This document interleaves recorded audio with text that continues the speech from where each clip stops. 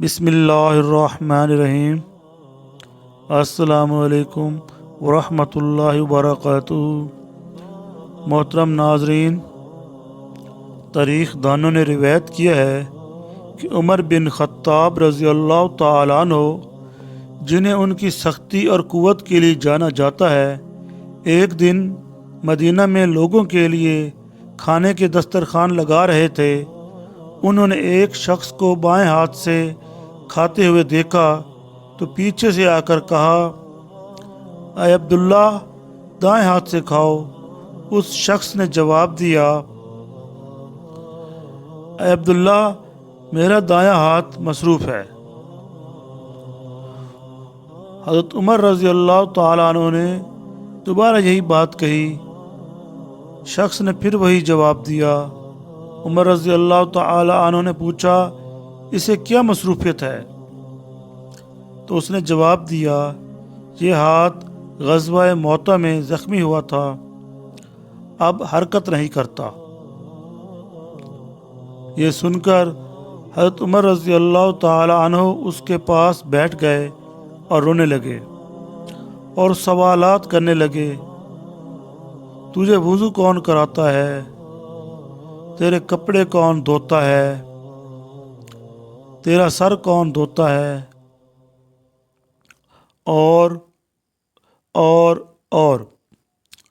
اور ہر سوال کے ساتھ ان کی آنکھوں سے آنسو بہنے لگے۔ پھر انہوں نے اس کے لیے ایک خادم، ایک سواری اور کھانے کا بندوبست کیا اور اس سے معذرت کرنے لگے کہ انہوں نے نادانستہ طور پر ایسی بات کہہ دی جو اسے تکلیف دے گئی۔ اسی طرح قوانین بنتے ہیں۔ حضرت عمر رضی اللہ تعالیٰ عنہ رات کو مدینے کی گلیوں میں گشت کرتے تھے، نہ کہ رعایا پر نظر رکھنے کے لیے، بلکہ ان کے حالات جاننے کے لیے۔ ایک رات انہوں نے ایک دیہاتی عورت کو اپنے شوہر کی یاد میں اشعار پڑھتے ہوئے سنا، طویل ہو گیا ہے یہ رات اور اس کا اندھیرا بڑھ گیا ہے، مجھے نیند نہیں آتی کہ میرا محبوب میرے ساتھ نہیں۔ اگر نہ ہوتی وہ ذات جس کا عرش آسمانوں پر ہے، تو یہ بستر میرے ہجر کی شدت سے ہل گیا ہوتا۔ امیر المومنین قریب آئے، سنا اور پھر دروازے کے پیچھے سے پوچھا، اے میری بہن، کیا ہوا ہے؟ عورت نے جواب دیا، میرے شوہر کئی مہینوں سے جہاد کے لیے گئے ہوئے ہیں، میں انہیں یاد کرتی ہوں۔ حضرت عمر رضی اللہ تعالیٰ عنہ فوراً اپنی بیٹی حفصہ رضی اللہ تعالیٰ عنہ کے پاس گئے اور پوچھا، عورت اپنے شوہر کی جدائی کتنے عرصے برداشت کر سکتی ہے؟ بیٹی شرما گئی اور سر جھکا لیا تو حضرت عمر رضی اللہ تعالی عنہ نے عاجزی سے کہا، اللہ حق کہنے سے نہیں شرماتا۔ اگر یہ سوال رعایا کے معاملے کے لیے نہ ہوتا تو میں نہ پوچھتا۔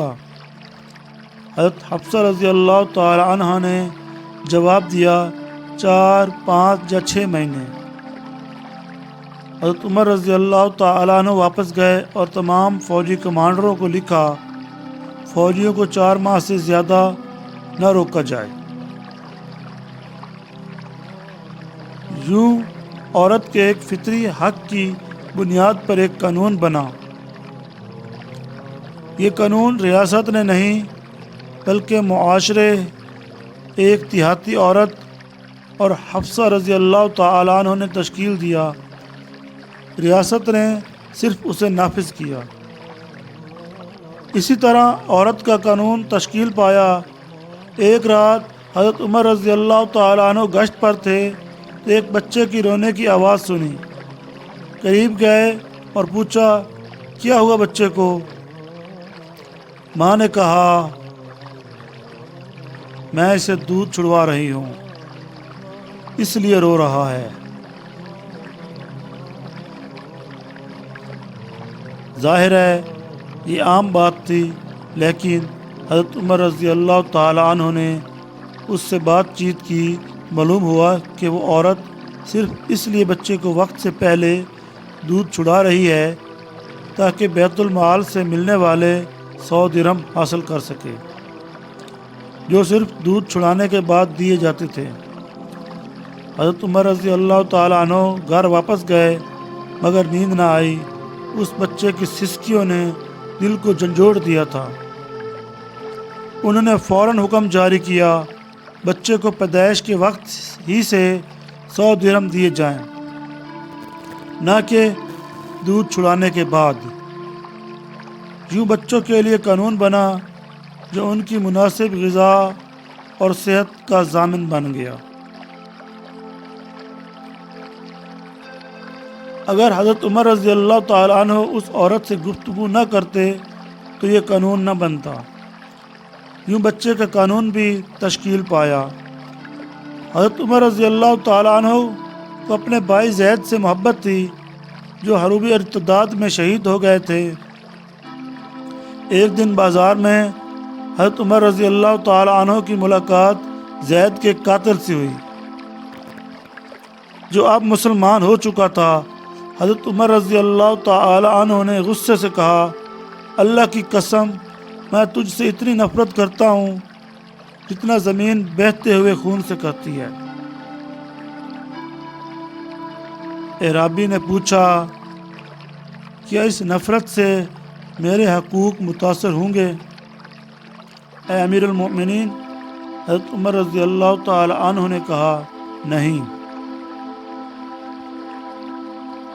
تو اعرابی نے بے پرواہی سے کہا، محبت کا غم تو عورتیں کرتی ہیں، یعنی مجھے تمہاری محبت کی پرواہ نہیں۔ میرے اور تمہارے درمیان صرف حقوق اور فرائض کا رشتہ ہے۔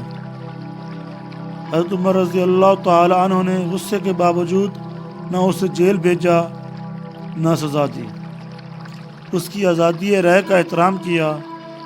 جو معاشرے میں آزادی اظہار کا قانون بنا۔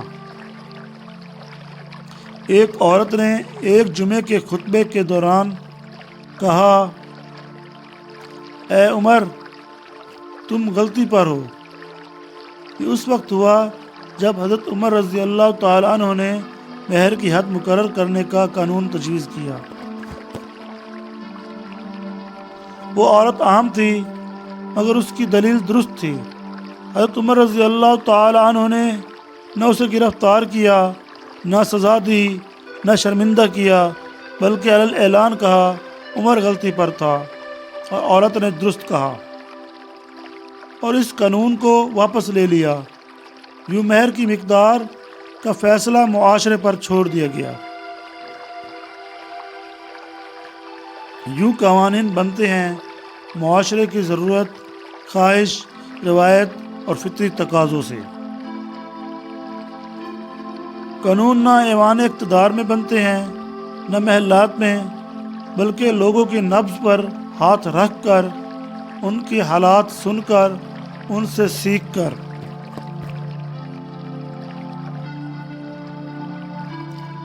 اصل قانون ساز معاشرہ ہے، اقتدار نہیں۔